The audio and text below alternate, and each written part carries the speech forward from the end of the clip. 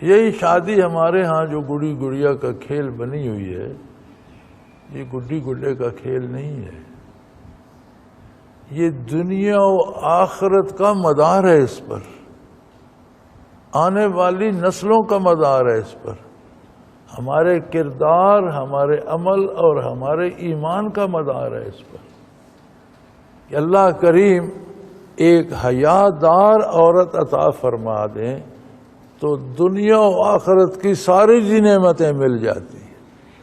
انہوں نے دعا تو کی، اللہ میرے پاس تو ککھ نہیں رہا، میں فقیر ہو گیا ہوں، مجھ پہ مہربانی فرما۔ تو جواب میں ایک خاتون بھیج دی اللہ نے جو بڑی باحیا تھی، ایسی باحیا خاتون تھی کہ جات احدا ان دونوں خواتین بچیوں میں سے ایک ان کے پاس واپس آئی، تمشی علی استحیاء، اس کے چلنے سے حیا ٹپک رہی تھی، یعنی ہر طرح سے اپنا بدن ڈھانپا ہوا، اپنے چہرے پہ ڈھانپا ہوا، آنکھیں نیچی، قدم احتیاط سے حیا سے چلتی ہوئی آئی۔ تو گویا با حیا عورت کا گھر میں آنا دونوں جہانوں کی برکات لے آتا ہے، اگر ہم اس بات کو سمجھیں تو۔ اب دیکھیں وہ ایک بچی آئی، انہیں بلا کر لے گئی، پھر ان دو میں سے ایک سے حضرت کی شادی ہو گئی، گھر بھی مل گیا، رشتہ دار بھی مل گئے، اولاد بھی ہو گئی، چرانے کو بکریاں، گزارے گزر اوقات کے اسباب بھی ہو گئے، دشمنوں سے بھی بچ گئے، جتنی نعمتیں دنیا کی کھو چکے تھے ساری ایک خاتون کی وجہ سے مل گئیں، اور پھر آخرت کہ وہ ایک نبی کے مہمان جا کر ہوئے، اور اس گھر کی نیکی، پارسائی، پاکیزگی، برکات، یعنی ایک با حیا عورت کے ملنے سے دونوں جہان مل گئے۔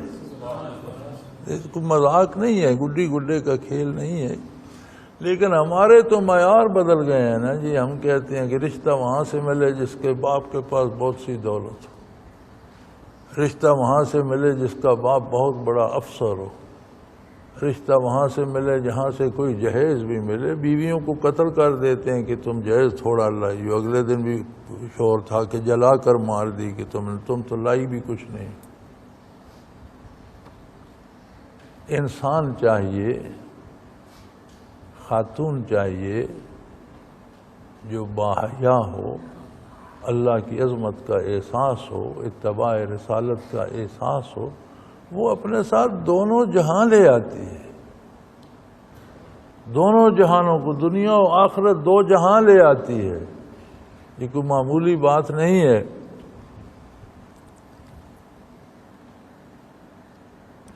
فجاءت احداہما تمشی علی استحیاء قال ان ابی یدعوک لیجزیک اجر ما سقیت لنا۔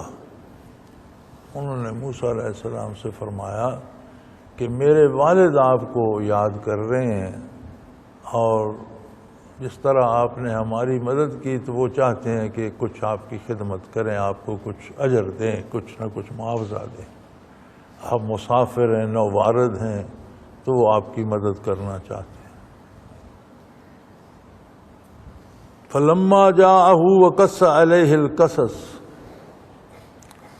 اب جب وہاں سے چلے شعیب علیہ السلام کی طرف، مفسرین کرام لکھتے ہیں کہ بجائے اس کے کہ بچی کو آگے چلاتے موسیٰ علیہ السلام پیچھے، موسیٰ علیہ السلام کو راستے کا پتہ تو انہوں نے کہا کہ آپ میرے پیچھے چلیں، میں آگے چلتا ہوں، آپ مجھے راستہ بتاتے جائیں، دائیں مڑنا ہے بائیں مڑنا ہے،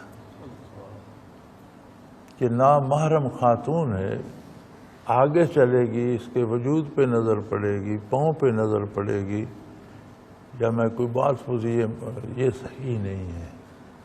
تو موسیٰ علیہ السلام نے انہیں فرمایا کہ میں آگے چلتا ہوں، آپ میرے پیچھے پیچھے آئیں اور مجھے راستہ بتاتی جائیں کہاں سے کدھر مڑنا ہے۔ چنانچہ چلتے چلتے شعیب علیہ السلام کے پاس جا پہنچے۔ شعیب علیہ السلام ضعیف بھی بہت تھے اور بینائی بھی نہیں تھی، ان کی نظر بھی ختم ہو چکی تھی۔ فلما جاءہ، جب ان کے پاس پہنچ گئے، وقص علیہ القصص، اور سارا واقعہ. انہوں نے کہا بھی آپ کون ہیں, کدھر سے آئے, یہاں کون آپ کا کوئی واقف کار, یہاں کس غرض سے آئے. انہوں نے ساری بات بتائی کہ میں تو موسیٰ ہوں, میرا نام موسیٰ ہے, بنی اسرائیل سے ہوں, اور اس طرح شاہی محل پہ میری پرورش ہوئی. بادشاہ سارا قصہ بتایا کہ کس طرح بادشاہ بچے قتل کرتا تھا, ماں نے دریا میں ڈال دیا, شاہی محل پہ پرورش ہوئی. اب میرا ان کا جوڑ نہیں بنتا, ان کا ایک بندہ خطان میرے ہاتھ سے مر گیا, انہوں نے میرے قتل کا حکم دے دیا, میں وہاں سے جان بچا کر نکلا اور بھاگ گیا, اب یہاں پہنچ گیا ہوں. تو شعیب علیہ السلام نے فرمایا قال لا تخف, اب ڈرنے کی ضرورت نہیں, چونکہ ان کی سلطنت کی حدود یہاں سے دور رہ گئی. یہ دوسری ریاست ہے, دوسری سلطنت ہے, یہاں آپ کو کوئی خطرہ نہیں. لا تخف, دیکھا یہاں تخف کا لفظ آیا, ذات کا خوف ہو اسے خوف کہتے ہیں. لا تخف, لا تحزن نہیں آیا. لا تخف, اپنی جان کا آپ اندیشہ نہ کریں, آپ ان سے بچ کر نکل گئے. نجوت من القوم الظالمین, اس ظالم قوم سے آپ نے نجات پائی, ان کا یہاں کوئی اختیار نہیں, نہ وہ یہاں آ سکتے ہیں. یہ دوسرا ملک ہے, دوسری ریاست ہے, دوسری حکومت. دری اسنا, ان بچیوں میں سے ایک بچی نے, غالباً وہی ہوگی جو بلانے گئی یا جس نے بات پہلے کی کہ یہ ہم پانی اس لیے نہیں پلا سکتی, تو جب انہوں نے پانی پلا دیا تو ظاہر ہے بچیاں دیر سے جاتی تھیں, اس دن پہلے چلی گئیں گھر.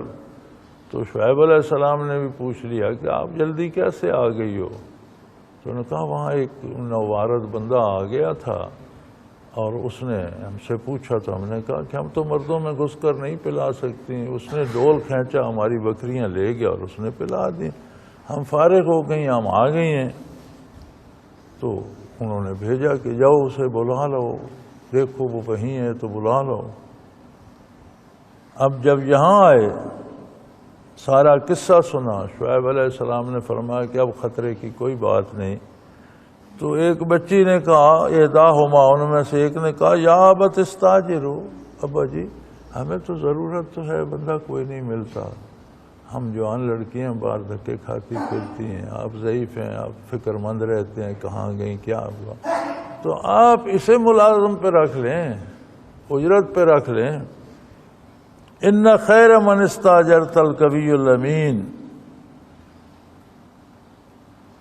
آپ جتنے بھی ملازم رکھیں یہ سب میں سے طاقتور بھی ہے, ہم نے دیکھا اس نے اکیلے جس طرح ڈول کھینچا ہے, بہت طاقتور, اور امین ہے, امانت دار ہے.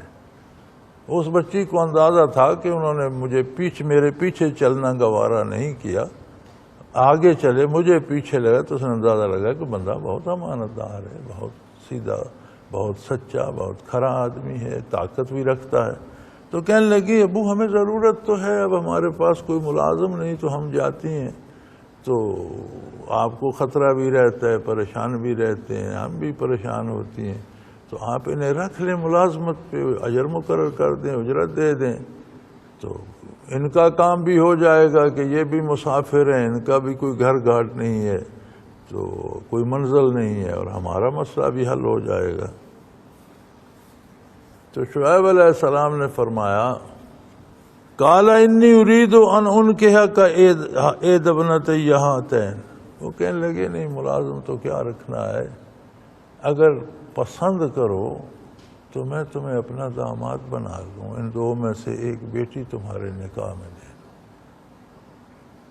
اس ایک نکاح سے انہیں خاندان بھی مل گیا, میاں بیوی ہو گئے, اولادیں بھی ہوئیں, سسرالیے بھی مل گئے, رشتہ دار بھی مل گئے, کچھ ملکیت بھی مل گئی, جو اس بی بی کا حصہ تھا وہ ان کی ملکیت میں آ گیا, کچھ بکریاں بھی حصے میں آ گئیں, وہ شعیب علیہ السلام کی بھی چرانے لگے, اپنی بھی. تو ساری نعمتیں دنیا کی بھی مل گئیں, اور نبی, اللہ کے نبی کی صحبت, ساری نعمتیں آخرت کی بھی مل گئیں, یعنی دنیا اور دین دونوں نعمتیں مل گئیں.